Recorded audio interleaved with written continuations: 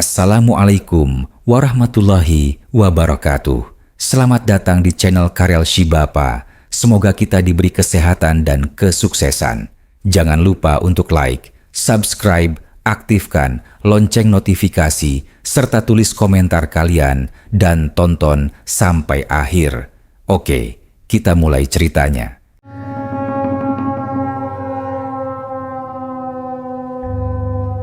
Hujan turun tipis di jalur Pantura yang mulai sepi menjelang tengah malam.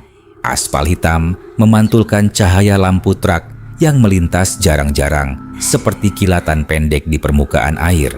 Indra memegang setir mobil pick-up tuanya sambil menahan kantuk yang menusuk pelipis. Radio di dashboard hanya mengeluarkan dengung statis sejak setengah jam lalu. Udara malam terasa dingin dengan cara yang aneh, seolah suhu turun terlalu cepat setelah melewati hutan jati di pinggir jalan itu. Ia baru pulang dari Semarang setelah mengantar stok sembako ke pasar induk. Malam itu seharusnya jadi perjalanan biasa yang sudah ribuan kali ia lakukan selama 5 tahun terakhir. Jalan tersebut bahkan sangat ia hafal sampai tikungan-tikungan kecilnya. Namun sejak memasuki daerah perbatasan kabupaten, suasana di sekitar terasa terlalu sunyi. Tidak ada warung kopi yang masih menyala. Tidak ada suara jangkrik, bahkan anjing kampung yang biasanya berkeliaran pun menghilang. Lampu mobil menyorot papan penunjuk jalan yang miring setengah roboh. Cat putih pada papan itu mengelupas seperti kulit terbakar. Di bawah papan terlihat sesosok pria berdiri diam di tepi jalan. Tubuhnya kurus tinggi dengan pakaian lusuh berwarna coklat gelap yang basah oleh hujan. Kepalanya tertunduk terlalu lama sampai Indra sulit melihat wajahnya. Indra memperlambat mobil secara refleks. Instingnya mengatakan ada sesuatu yang tidak beres. Namun pria itu tampak seperti orang terlantar yang membutuhkan bantuan. Ketika mobil mendekat, pria itu perlahan mengangkat tangannya tanpa menoleh sedikit pun. "Pak, mau kemana malam-malam begini?" tanya Indra sambil membuka kaca sedikit. Pria itu tidak langsung menjawab. Bibirnya bergerak lambat seperti orang yang lama tidak bicara. Hujan jatuh di pundaknya tanpa membuatnya menggigil sedikit pun. Setelah beberapa detik, suara berat akhirnya keluar dari tenggorokannya. "Ke arah selatan," katanya lirih. Jawabannya terlalu pendek. Nada bicaranya juga datar tanpa emosi. Indra memperhatikan kaki pria itu yang penuh lumpur hitam sampai mata kaki. Anehnya, lumpur itu tampak sangat pekat seperti tanah kuburan yang baru digali. "Rumah Bapak jauh?" tanya Indra lagi. Pria itu menoleh perlahan. Wajahnya pucat dan matanya terlihat cekung di bawah cahaya lampu mobil. Ada bekas seperti lebam hitam di sekitar lehernya. Namun, yang paling membuat Indra tidak nyaman adalah senyum tipis yang muncul terlalu lambat di wajah pria itu. "Tidak terlalu jauh," jawabnya. Indra ragu beberapa saat sebelum membuka pintu samping. Ia sebenarnya ingin pergi saja. Akan tetapi, hujan semakin deras dan jalan di sekitar benar-benar kosong. Dalam pikirannya, meninggalkan orang sendirian di tengah malam terasa tidak manusiawi. "Ya sudah, naik saja Pak. Saya lewat arah selatan juga," ucap Indra. Pria itu masuk tanpa suara. Kursi mobil berderit pelan ketika tubuhnya duduk. Aroma tanah basah langsung memenuhi kabin dengan sangat kuat sampai Indra mengernyit. Bau itu aneh karena bercampur sesuatu yang amis seperti kain lama yang lama terendam air. Mobil kembali berjalan menembus hujan. Selama beberapa menit tidak ada percakapan sama sekali. Indra sesekali melirik ke samping, tetapi pria itu hanya menatap lurus ke depan. Tangannya yang panjang terlipat diam di pangkuan. "Bapak habis dari mana?" tanya Indra mencoba mencairkan suasana. "Dari tempat yang jauh," jawab pria itu pelan. Jawaban itu membuat suasana semakin tidak nyaman. Indra tertawa kecil untuk mengurangi tegang, meski dadanya mulai terasa berat. Ia menaikkan volume radio, tetapi yang keluar hanya suara kresek panjang. Di sela suara statis itu, samar-samar terdengar seperti bisikan orang menggumam. Indra segera mematikan radio. Hening kembali memenuhi mobil. Wiper bergerak lambat, menyapu air hujan di kaca depan. Jalanan di depan tampak lebih gelap daripada sebelumnya. Lampu jalan mendadak menghilang sejak beberapa kilometer terakhir. Pria itu tiba-tiba berbicara tanpa menoleh. "Mas tinggal sendiri?" Pertanyaan itu membuat tangan Indra mengencang di setir. Ia tidak pernah menyebut status hidupnya. Bahkan pria itu tidak tahu siapa dirinya. Namun suara pria itu terdengar begitu yakin. "Saya tinggal sama ibu," jawab Indra pendek. Pria itu mengangguk pelan. Sudut bibirnya kembali naik membentuk senyum kecil yang sulit dijelaskan. Indra mulai merasa menyesal sudah memberi tumpangan. Beberapa menit kemudian, mereka melewati jembatan tua di atas sungai kecil. Kabut tipis turun di permukaan air. Lampu mobil menyorot pagar jembatan yang penuh karat dan coretan cat putih. Saat itulah pria di sampingnya tiba-tiba mengetuk dashboard pelan. "Turunkan saya di sini." Indra langsung menoleh bingung. Di sekitar jembatan tidak ada rumah sama sekali. Hanya ada pohon bambu dan semak liar di kiri kanan jalan. Sungai di bawah jembatan juga tampak hitam pekat seperti lubang tanpa dasar. "Di sini?" tanya Indra. Pria itu mengangguk perlahan. Mobil berhenti di ujung jembatan. Mesin masih menyala ketika pria itu membuka pintu sendiri. Angin dingin langsung masuk ke dalam kabin.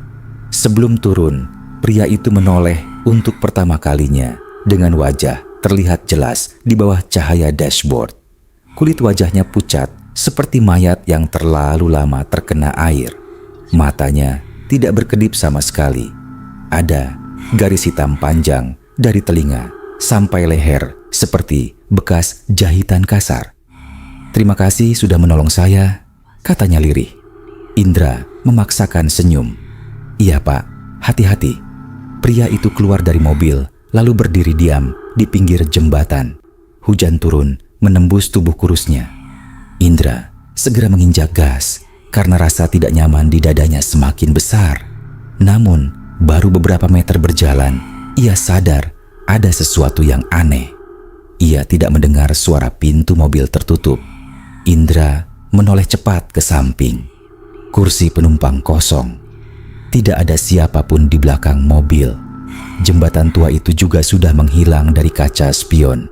Seolah jalan yang tadi ia lewati tidak pernah ada. Tubuh Indra langsung membeku. Napasnya tertahan saat aroma tanah basah kembali memenuhi kabin mobil lebih kuat daripada sebelumnya. Perlahan dari arah belakang kursinya terdengar suara napas panjang yang bukan miliknya.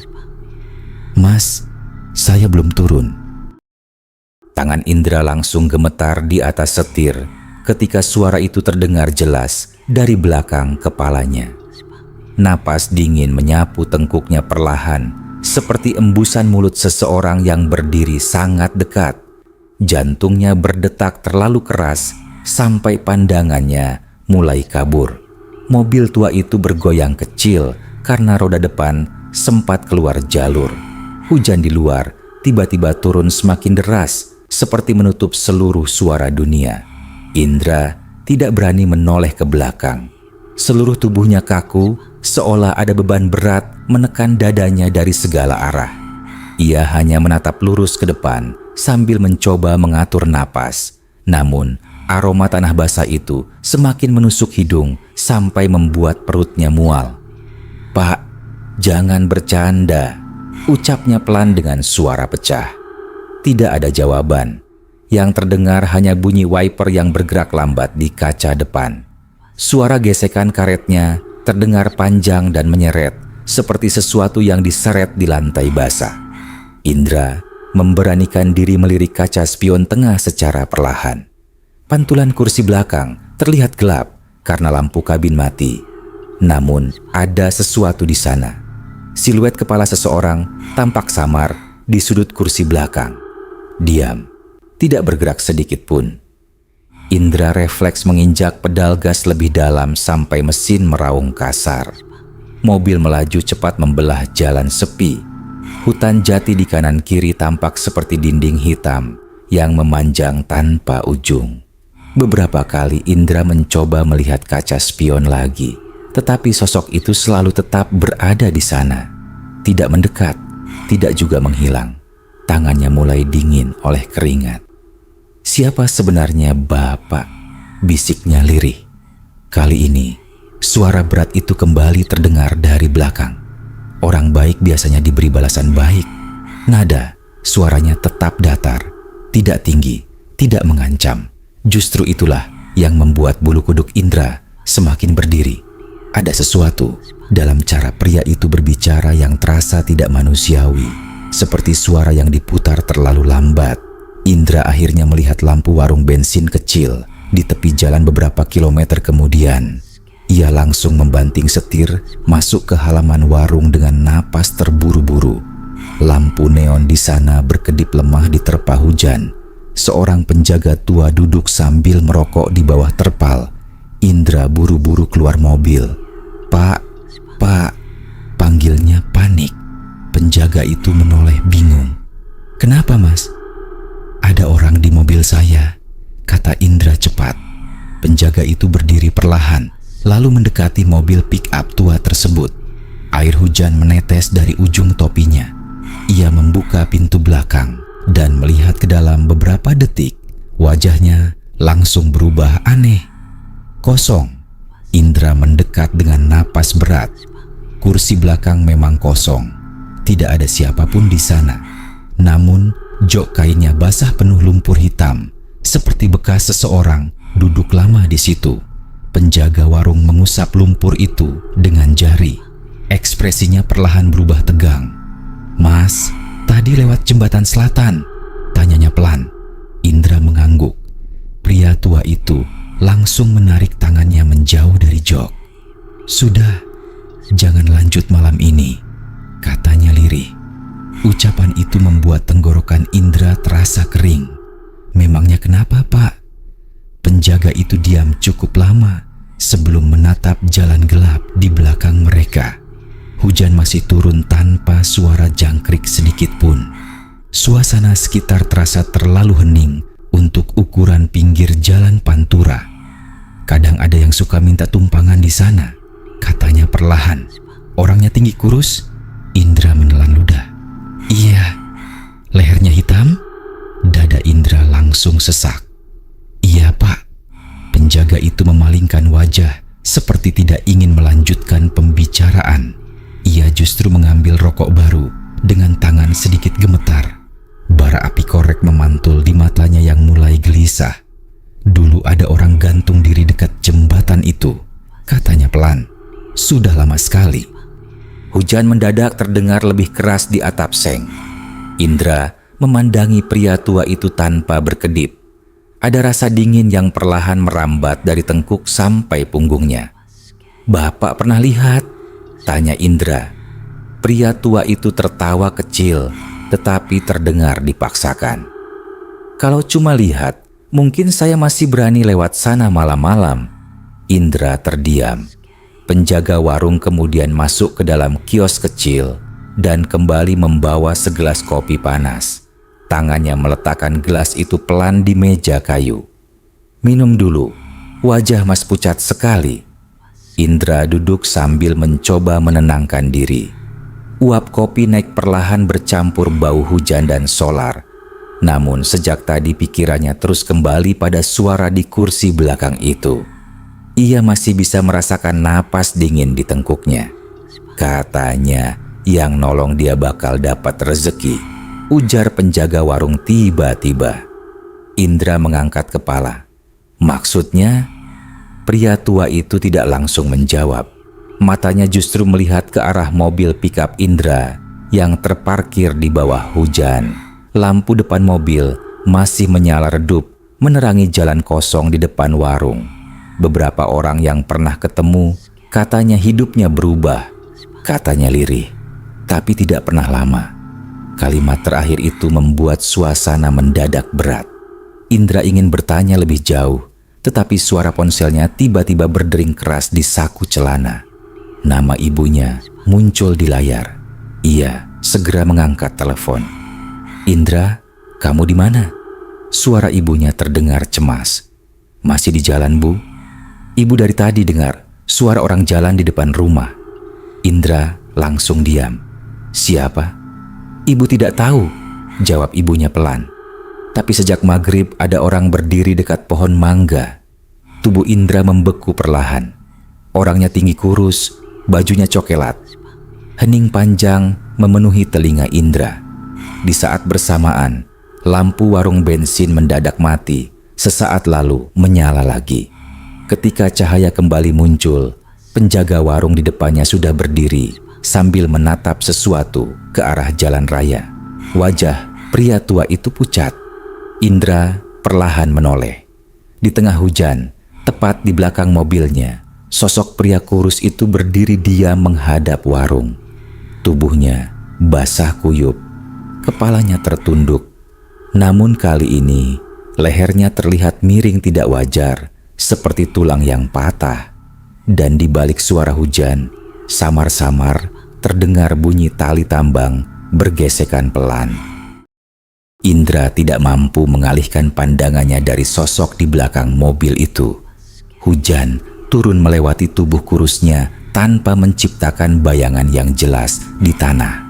Lehernya menggantung miring ke kiri dengan sudut yang membuat tengkuk Indra terasa nyeri hanya dengan melihatnya. Pria tua, penjaga warung perlahan mundur, selangkah sambil meremas rokok yang belum sempat dihisap. Tidak ada satupun kendaraan melintas di jalan raya selama beberapa menit yang terasa terlalu panjang itu. "Mas, jangan lihat matanya," bisik penjaga warung cepat. Namun terlambat. Sosok itu perlahan mengangkat kepala. Wajah pucatnya kini terlihat jelas di bawah cahaya lampu warung yang berkedip. Mata cekungnya tampak hitam, sepenuhnya seperti lubang kosong. Bibirnya bergerak pelan membentuk senyum yang terlalu lebar. Lalu ia menghilang. Bukan berjalan, bukan berlari. Sosok itu lenyap begitu saja di tengah hujan, seperti asap yang dipadamkan angin malam. Indra refleks mundur sampai menabrak meja kayu di belakangnya. Gelas kopi jatuh dan pecah di lantai semen. "Astagfirullah," gumam penjaga warung dengan napas berat. Indra segera melihat ke sekitar jalan. Tidak ada siapapun lagi di sana. Hanya suara hujan dan lampu neon yang terus berdengung lemah di atas kepala mereka. Namun, aroma tanah basah kembali muncul sangat kuat sampai memenuhi seluruh area warung. Penjaga warung menatap Indra dengan wajah tegang. "Mas pulang sekarang. Jangan berhenti dimanapun," katanya cepat. "Kalau nanti ada yang manggil di jalan, jangan jawab." Indra mengangguk kaku. Ia masuk kembali ke mobil dengan tangan gemetar. Jok belakang masih basah oleh lumpur hitam yang belum mengering sedikit pun. Saat mesin dinyalakan, radio tiba-tiba menyala sendiri, mengeluarkan suara gamelan Jawa yang samar dan pecah. Indra langsung mematikannya. Mobil kembali bergerak meninggalkan warung bensin itu. Hutan dan sawah gelap kembali mengapit jalan panjang di depan. Namun kali ini, Indra merasa seperti ada sesuatu yang duduk diam di belakangnya sepanjang perjalanan. Ia terus menggenggam setir sampai buku jarinya memutih. Sesampainya di rumah, waktu menunjukkan hampir pukul 2 dini hari. Rumah kecil peninggalan ayahnya berdiri di ujung gang sempit dengan pohon mangga besar di depan pagar. Lampu teras masih menyala. Ibunya sudah berdiri menunggu di depan pintu dengan wajah cemas. "Kamu kenapa pucat begitu?" tanya ibunya pelan. Indra turun sambil berusaha terlihat tenang. "Capek di jalan, Bu." Namun sebelum masuk rumah, matanya refleks melihat tanah di bawah pohon mangga. Ada bekas lumpur hitam memanjang seperti jejak kaki basah yang berhenti tepat di depan pintu rumah mereka. Ibunya juga melihat hal itu. "Tadi sore belum ada," katanya lirih. Indra langsung merasakan dingin menjalar di perutnya. Ia buru-buru menghapus jejak lumpur itu dengan sandal lalu mengajak ibunya masuk. Malam terasa semakin sunyi setelah pintu rumah ditutup. Di dalam rumah, aroma tanah basah masih menempel di pakaian Indra.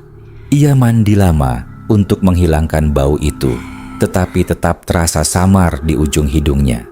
Bahkan setelah berganti baju dan masuk kamar, udara dingin di sekitar ranjang masih terasa aneh.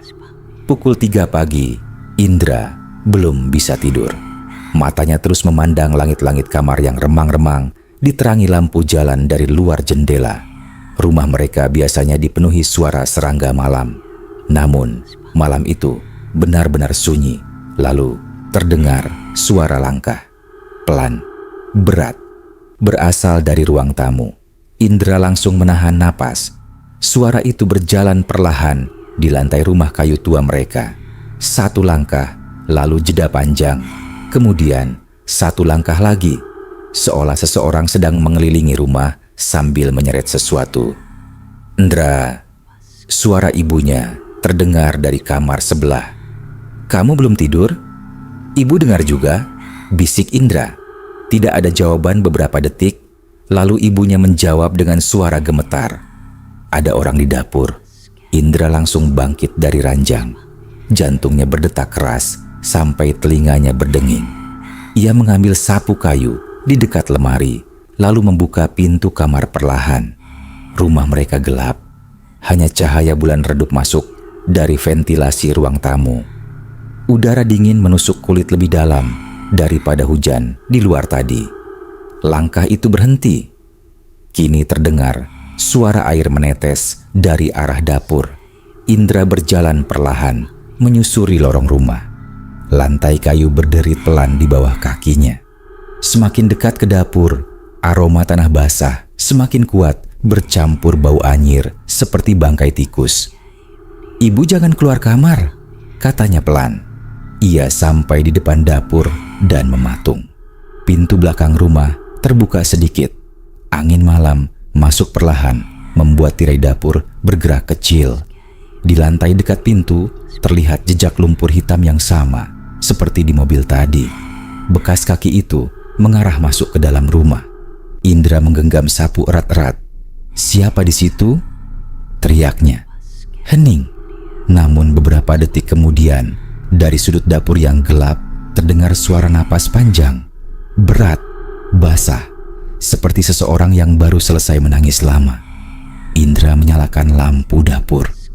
Kosong, tidak ada siapapun.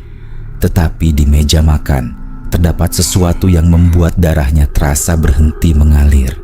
Setumpuk uang pecahan 100.000 terikat karet gelang berada tepat di tengah meja. Basah, penuh lumpur hitam, dan di atas uang itu ada tali tambang kecil yang masih meneteskan air. Indra berdiri terpaku di depan meja makan sambil menatap tumpukan uang yang masih meneteskan air keruh. Cahaya lampu dapur membuat lumpur hitam di permukaan uang terlihat mengilap seperti tanah kuburan yang baru disiram hujan. Bau anyir bercampur aroma tali basah memenuhi ruangan sempit itu sampai napasnya terasa berat. Tangannya perlahan gemetar ketika mencoba menyentuh ikatan karet di ujung uang. Namun, sebelum jarinya benar-benar menyentuh, suara ibunya terdengar dari belakang dengan nada panik. "Jangan dipegang." Indra menoleh cepat. Ibunya berdiri di ambang lorong sambil memegang mukena dengan wajah pucat. Matanya tertuju lurus pada tali tambang kecil di atas meja. "Itu bukan uang biasa," bisiknya. Indra menelan ludah pelan. Ia sebenarnya ingin berpikir logis, tetapi seluruh kejadian malam itu terasa terlalu nyata untuk dianggap kebetulan. Hujan di luar mulai reda, menyisakan suara tetesan air dari talang rumah yang jatuh perlahan ke tanah. Dalam sunyi itu, aroma tanah basah terasa semakin pekat. "Ibu tahu soal ini?" tanya Indra lirih. Ibunya tidak langsung menjawab. Wajah perempuan tua itu justru berubah semakin tegang. Ia seperti sedang mengingat sesuatu yang lama dikubur dalam pikirannya. "Waktu kamu kecil, bapakmu pernah cerita," katanya perlahan. Indra langsung mengangkat kepala. "Ayah?" Ibunya mengangguk pelan lalu duduk di kursi dapur dengan napas berat. Bayangan lampu menggantung di atas kepala membuat wajahnya tampak lebih tua malam itu. Untuk pertama kalinya sejak ayahnya meninggal, Indra melihat ketakutan yang benar-benar nyata di mata ibunya. "Dulu, sebelum kamu lahir, daerah jembatan selatan itu sering dipakai orang cari pesugihan," katanya lirih. "Bukan pesugihan biasa." Udara di dapur terasa semakin dingin. Ibunya mulai bercerita dengan suara pelan, seperti takut didengar seseorang di luar rumah. Konon bertahun-tahun lalu, ada seorang pria bernama Wiryo yang hidup miskin di desa dekat jembatan tua itu. Ia bekerja sebagai penarik kayu di hutan jati, tetapi keluarganya terus terlilit utang. Suatu malam, pria itu menghilang selama 3 hari tanpa jejak. Ketika kembali, hidupnya berubah mendadak. Warung kecilnya berkembang cepat menjadi gudang besar. Ia membeli sawah, truk, bahkan rumah di kota dalam waktu singkat. Orang-orang desa mulai curiga karena perubahan itu terlalu cepat untuk dijelaskan. Tapi setelah kaya, keluarganya mati satu-satu. Lanjut Ibu Indra pelan. Indra merasakan tengkuknya mulai dingin lagi. Anaknya gantung diri di dapur. Istrinya hilang di sungai. Terakhir, si Wiryo ditemukan mati dekat jembatan. Hening beberapa detik memenuhi dapur. Lehernya putus karena tali, bisik ibunya. Indra refleks melihat tali tambang kecil di meja. Lumpur hitam di bawahnya perlahan menetes ke permukaan kayu seperti darah encer. Ada rasa mual yang naik ke tenggorokan Indra saat membayangkan sosok pria kurus di jalan tadi. Katanya, sebelum mati, Wiryo suka minta tolong orang lewat malam-malam. Ujar ibunya lagi, kalau ada yang nolong orang itu bakal dapat uang. "Terus balasannya?" tanya Indra. Ibunya diam cukup lama. Dia ikut pulang. Angin dingin tiba-tiba masuk dari pintu dapur yang masih terbuka sedikit. Lampu gantung bergoyang kecil di atas meja. Bayangan mereka bergerak perlahan di dinding dapur seperti sosok lain yang ikut duduk bersama. Indra segera menutup pintu belakang rapat-rapat. Namun, saat ia memasang kait pintu, matanya menangkap sesuatu di halaman belakang rumah. Di dekat sumur tua, ada sosok tinggi berdiri membelakangi rumah. Diam, tidak bergerak, bajunya coklat lusuh yang sama. Indra langsung mundur beberapa langkah. "Ibu," bisiknya tegang. Ketika ia melihat lagi lewat celah jendela, sosok itu sudah tidak ada. Malam itu, tidak ada satupun dari mereka yang bisa tidur. Ibunya terus membaca doa pelan di ruang tengah sambil memegang tasbih tua peninggalan ayah. Sementara Indra duduk di depan televisi mati dengan pikiran kacau. Tumpukan uang tadi kini disimpan dalam karung dan diletakkan di gudang belakang rumah. Namun, semakin malam, sesuatu mulai berubah. Pukul 4 pagi, suara ketukan terdengar dari atap rumah. Tok, tok, tok, pelan, berirama. Indra mendongak perlahan. Suara itu seperti berasal tepat di atas ruang tamu. Awalnya terdengar seperti ranting jatuh biasa, tetapi ritmenya terlalu teratur. Tok, tok, tok. Ibunya menghentikan doa. Mereka saling menatap tanpa bicara. Lalu terdengar suara lain, gesekan tali, panjang, menyeret, berasal dari atas plafon rumah. Wajah Ibu Indra langsung pucat. "Dia masuk," bisiknya. Suara gesekan itu bergerak perlahan dari ruang tamu menuju lorong kamar. Kayu plafon tua berderit kecil setiap kali suara itu berpindah. seolah ada seseorang sedang merangkak di atas rumah sambil membawa sesuatu yang berat. Indra mengambil senter lalu berdiri perlahan. "Mau kemana?" tanya ibunya panik. "Lihat ke atas." "Jangan." Namun Indra sudah berjalan menuju gudang kecil tempat tangga bambu disimpan. Dadanya berdebar keras, tetapi ada rasa penasaran yang lebih besar daripada takut. Ia merasa semua ini pasti punya jawaban logis, meski pikirannya sendiri mulai sulit mempercayainya. Tangga bambu dipasang tepat di bawah pintu plafon. Suara gesekan tali berhenti mendadak. Rumah mereka langsung sunyi total. Indra menyorotkan senter ke atas sambil membuka pintu plafon perlahan. Debu tua jatuh ke wajahnya bersama aroma kayu lembab dan tanah basah yang langsung menusuk hidung. Lalu cahaya senternya menangkap sesuatu. Sepasang kaki pucat tergantung diam tepat beberapa sentimeter dari wajahnya. Tubuh Indra membeku. Senter di tangannya bergetar hebat saat cahaya perlahan naik, memperlihatkan sosok pria kurus dengan leher patah menggantung di atas plafon rumah mereka. Mata hitamnya terbuka lebar tanpa berkedip.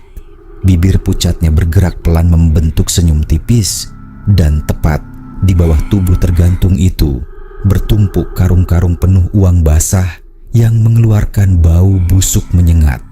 Lalu sosok itu berbisik lirih, "Sekarang giliranmu menerima balasannya." Tubuh Indra langsung jatuh mundur dari tangga bambu. Punggungnya menghantam lantai ruang tamu dengan keras sampai napasnya terputus sesaat. Senter terlempar dan berguling ke bawah meja, tetapi cahayanya masih menyala mengarah ke lubang plafon yang terbuka. Dari lubang gelap itu, tali tambang perlahan menjuntai turun seperti ular basah yang hidup. Ibunya menjerit histeris sambil mundur ke sudut ruangan. "Indra, tutup itu, tutup!" teriaknya panik. Namun Indra tidak mampu bergerak beberapa detik. Matanya masih terpaku ke arah plafon. Sosok pria tergantung tadi kini tidak terlihat lagi. Yang tersisa hanya gelap pekat dan suara kayu tua berderit pelan di atas kepala mereka. Kret, kret. Seperti ada sesuatu berjalan perlahan di atas rumah. Indra akhirnya bangkit dengan napas kacau. Keringat dingin membasahi seluruh leher dan punggungnya meski udara malam terasa membeku. Ia menarik ibunya menjauh dari ruang tamu menuju kamar depan. "Kita keluar rumah sekarang," katanya cepat. Namun saat tangan Indra mencoba membuka pintu utama, ia langsung membeku. Pintu itu tidak bisa dibuka. Kait besi yang tadi normal kini seperti tertahan dari luar oleh sesuatu yang sangat berat. Indra menariknya berkali-kali sampai telapak tangannya sakit. Pintu tetap diam. "Ibu mundur," katanya tegang.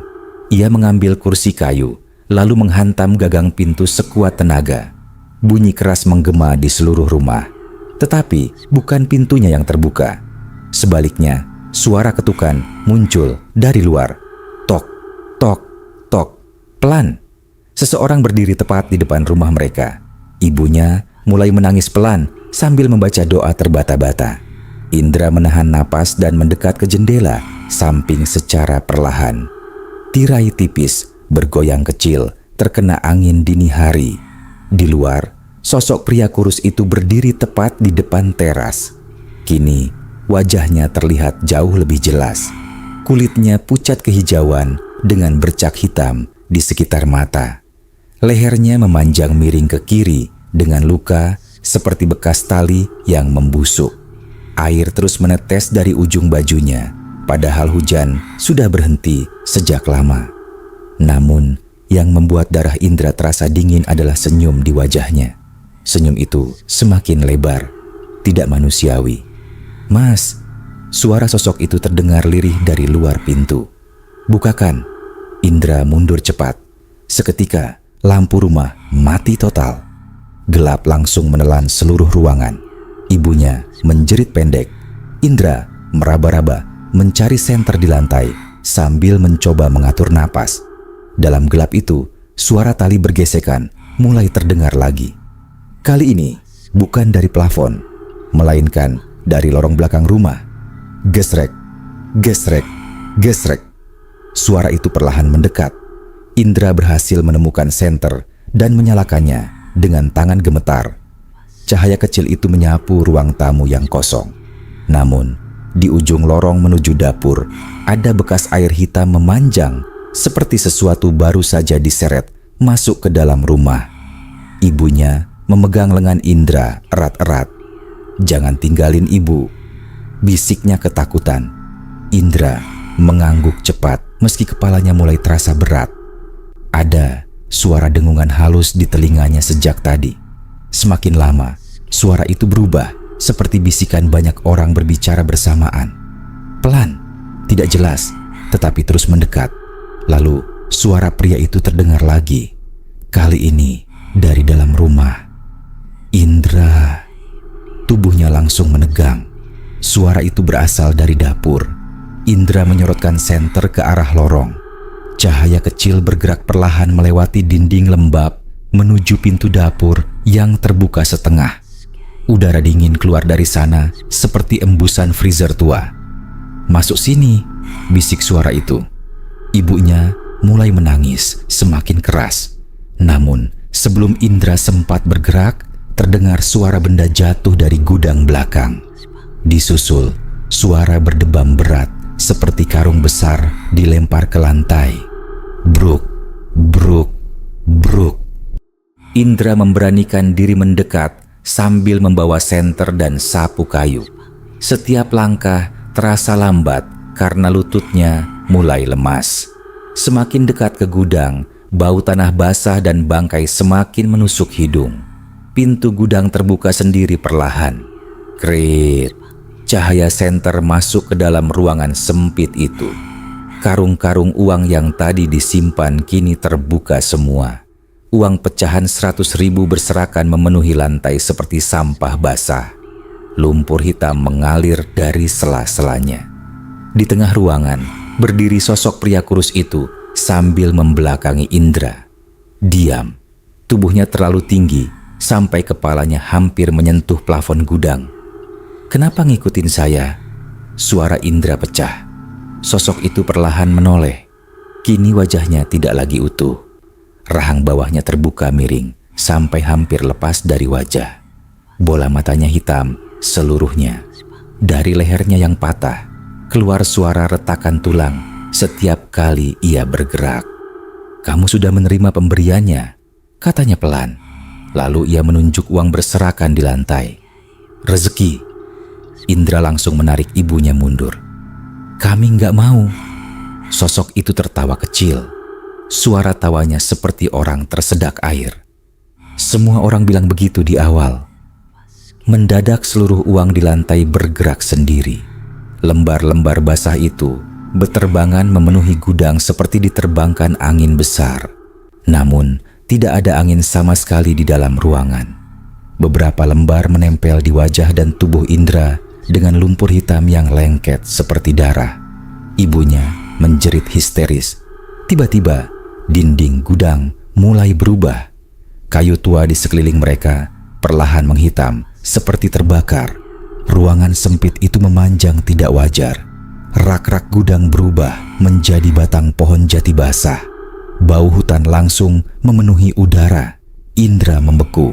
Mereka tidak lagi berada di gudang rumah, melainkan di bawah jembatan tua tempat ia pertama kali bertemu sosok itu. Kabut tebal menggantung rendah di sekitar sungai hitam. Tali tambang bergoyang pelan di atas pohon besar dekat bibir sungai. Di bawah pohon itu berdiri puluhan sosok manusia dengan kepala tertunduk. Diam, basah. Leher mereka semua terikat tali. Wajah-wajah pucat itu perlahan mengangkat kepala bersamaan. Dan Indra mengenali beberapa di antaranya. Penjaga warung bensin, seorang perempuan tua yang pernah tinggal di ujung desanya. Bahkan ayahnya sendiri. Tubuh Indra langsung lemas. "Ayah," bisiknya gemetar. Sosok ayahnya menatap kosong tanpa berkedip. Kulit wajahnya pucat kebiruan, seperti mayat yang lama terendam air. Bekas jeratan tali hitam terlihat jelas di lehernya. Lalu, suara pria kurus itu terdengar tepat di belakang telinga Indra. "Semua pernah menolong saya." Indra menoleh cepat.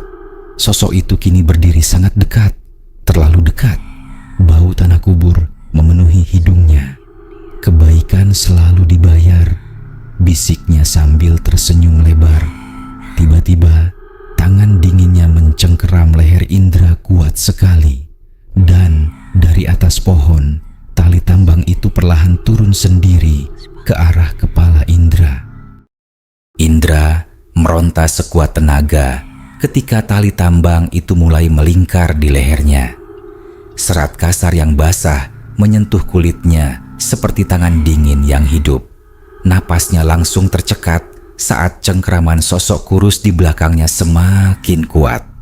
Kabut di bawah jembatan bergerak perlahan mengelilingi mereka seperti pusaran asap hitam. "Ibu, lari!" Suara Indra pecah. Namun ibunya tidak mampu bergerak. Perempuan tua itu berdiri gemetar di tepi sungai sambil menangis histeris. Puluhan sosok tergantung di sekitar pohon jati mulai bergerak pelan. Tali di leher mereka berayun kecil, mengikuti angin yang tidak terasa. Kret, kret, suara kayu dan tali memenuhi seluruh area jembatan seperti irama kematian yang berulang. Indra mencoba melepaskan tali di lehernya, tetapi semakin ditarik, ikatannya justru semakin kencang. Pandangannya mulai kabur. Dalam samar penglihatannya, sosok pria kurus itu perlahan berubah bentuk. Tubuhnya memanjang tidak wajar. Kulit pucatnya mulai robek di beberapa bagian, memperlihatkan daging hitam seperti tanah busuk. Leher patahnya terus bergerak mengeluarkan bunyi retakan kecil setiap kali kepalanya miring. Namun, matanya tetap kosong, tanpa emosi sedikit pun. "Kamu dipilih karena masih punya rasa iba," bisiknya lirih. "Orang seperti kamu mudah dibuka pintunya." Indra merasakan kakinya mulai terangkat perlahan dari tanah. Tali itu menarik tubuhnya ke atas. Ia panik luar biasa. Tangannya mencakar tali sambil batuk keras. Udara terasa semakin tipis. Suara ibunya berubah samar, seperti datang dari tempat yang sangat jauh. Lalu tiba-tiba terdengar adzan subuh. Pelan, jauh, menggema dari arah desa. Seluruh kabut di sekitar sungai langsung bergetar halus. Sosok-sosok tergantung mulai bergerak tidak stabil, seperti bayangan yang tertiup angin. Wajah pria kurus di depan Indra perlahan berubah marah untuk pertama kalinya. Matanya menghitam semakin pekat.